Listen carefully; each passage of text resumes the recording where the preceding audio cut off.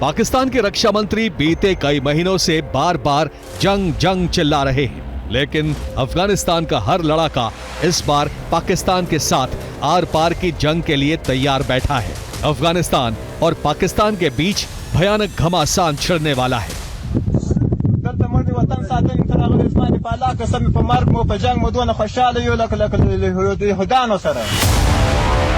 पाकिस्तान की इस हरकत से अब तालिबान का वो सुप्रीम लीडर एक्टिव हो गया है जो न कभी सार्वजनिक तौर पर दिखाई देता है और न कभी मीडिया पर कोई बयान देता है। सीज फायर के नाम पर पाकिस्तान की दगाबाजी के बाद अफगान तालिबान के सुप्रीम लीडर हिब्तुल्लाह अखुंदजादा ने आपात बैठक बुलाई। तालिबान की पूरी कैबिनेट अखुंदजादा से मिली। अफगान तालिबान के कई कमांडर भी हिब्तुल्लाह अखुंदजादा से मिले। अखुंदजादा ने दो टूक कहा कि अब पाकिस्तान पर भरोसा नहीं किया जा सकता। अब पाकिस्तान जिस भाषा में समझता है उसे उसी भाषा में समझाया जाएगा। दरअसल पाकिस्तान की ये कायराना हरकत की वजह है पेशावर में आर्मी हेडक्वार्टर के गेट पर हुआ फिदाइन धमाका, जिसने पाकिस्तान की खुफिया एजेंसी की पोल खोल कर रख दी।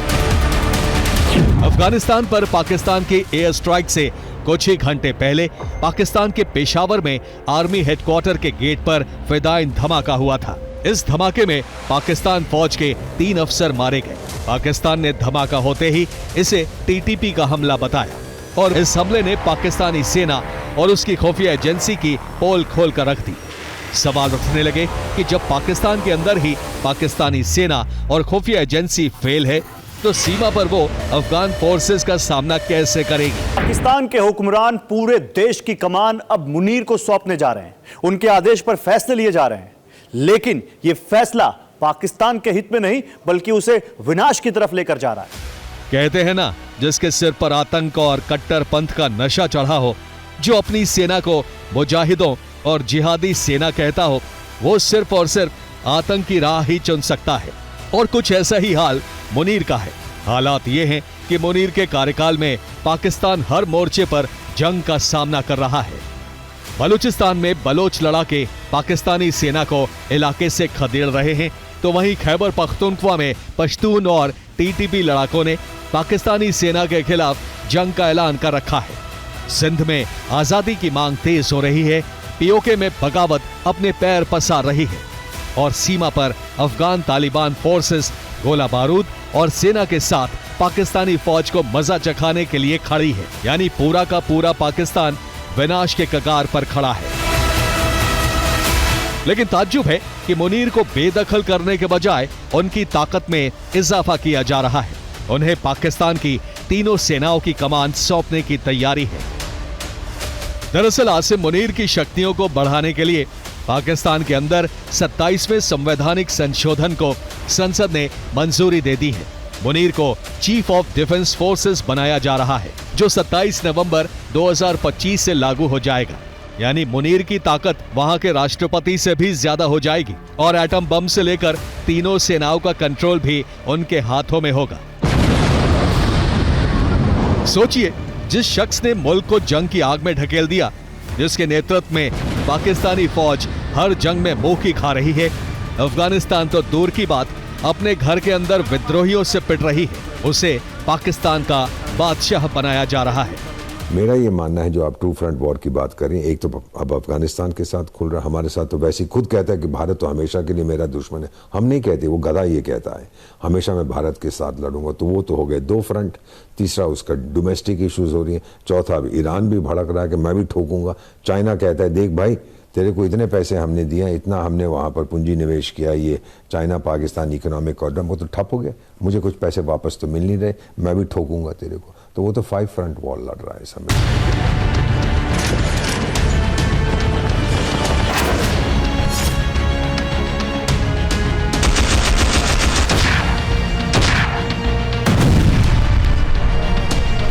हालात ये हैं कि पाकिस्तान में ही मुनीर के खिलाफ लगातार विरोध प्रदर्शन हो रहे हैं, क्योंकि लोगों को डर है कि अगर मुनीर को असीम ताकत दे दी गई तो फिर पाकिस्तान में कानून सिर्फ किताबों तक सीमित रह जाएगा और पूरे पाकिस्तान पर क्रूर तानाशाह का कब्जा हो जाएगा।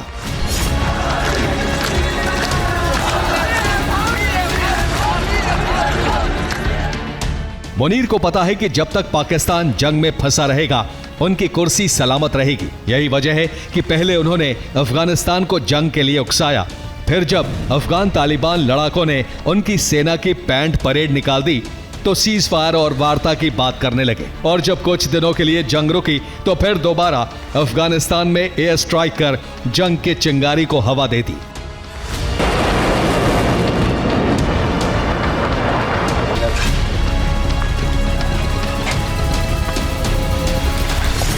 न सिर्फ जंग बल्कि पाकिस्तान में रह रहे अफगान शरणार्थियों पर जुल्म की इंतहा कर दी, जिसकी तस्दीक ये तस्वीरें कर रही हैं।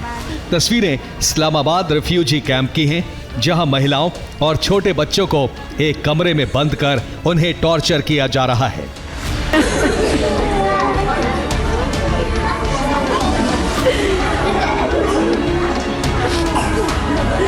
डोनाल्ड ट्रंप साहब भी इससे नाराज हो गए क्योंकि आपने कहा था कि आप मुझे बाग्राम एयरबेस देंगे, आपने कहा था कि आप मुझे रेयर अर्थ मिनरल्स देंगे। कहाँ गया वो सब?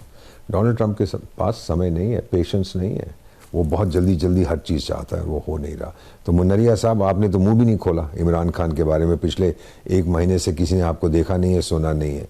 हो सकता है कि आपसे कहा गया हो, बाकी जो ऑफिसर्स हैं फौज के, चुप करके बैठ जाओ। और अगर अफगानिस्तान के साथ जंग हुआ जो आप हारेंगे, आपकी बलि चढ़ा दी जाएगी, ये मेरा विश्वास है। इन तस्वीरों को देखकर अफगानिस्तान गुस्से में है और पाकिस्तान को सबक सिखाने का मन बना चुका है। लेकिन इस बार ना तो अफगान फोर्स ना ही टीटीपी लड़ाके उन्हें छोड़ने के मूड में हैं।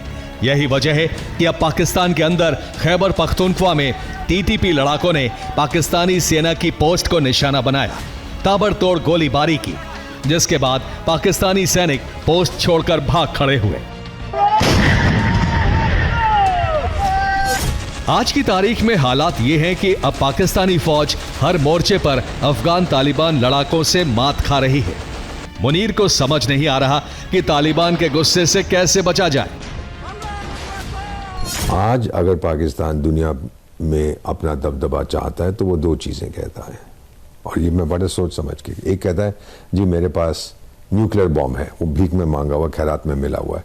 लेकिन वो मुन्नी भाई ने जाके अमेरिका में कह दिया था कि अगर हम डूबेंगे तो आधी दुनिया को अपने साथ डुबो देंगे।